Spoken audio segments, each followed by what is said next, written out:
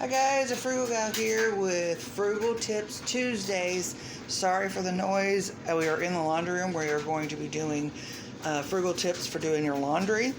Now, and I got the dryer going because I'm doing laundry. One thing is, do not buy fabric softener. You do not need it.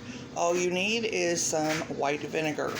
1/4 of a cup of white vinegar in any of your clothes, whites or coloreds, is going to soften your clothes.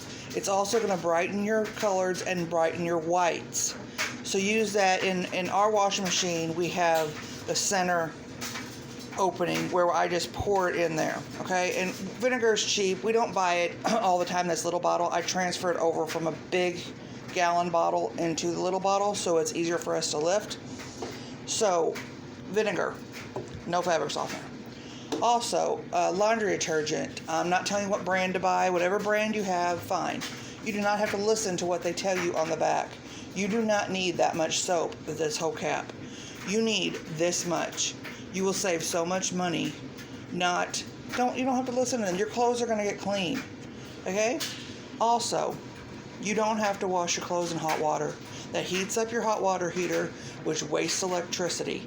And before anybody leaves a comment and says you're not going to kill the germs because you're using cold water, in order for your clothes to kill germs effectively, they would have to be at the water would have to be at 160 degrees. No hot water heater is set at 160 degrees. Right now when they install a hot water heater, they put it at 120 at the max. It also would have to be fully submerged, the clothes would, in that 160 degree water for 25 minutes. No washing machine's got a cycle like that. So these are some frugal tips for your laundry that you can use and you will save money. So thanks guys. If you haven't hit that subscribe button, please go down there and do it. Give me a thumbs up. Leave me some comments. And I'll talk to you next Tuesday on Frugal Tip Tuesdays. Bye.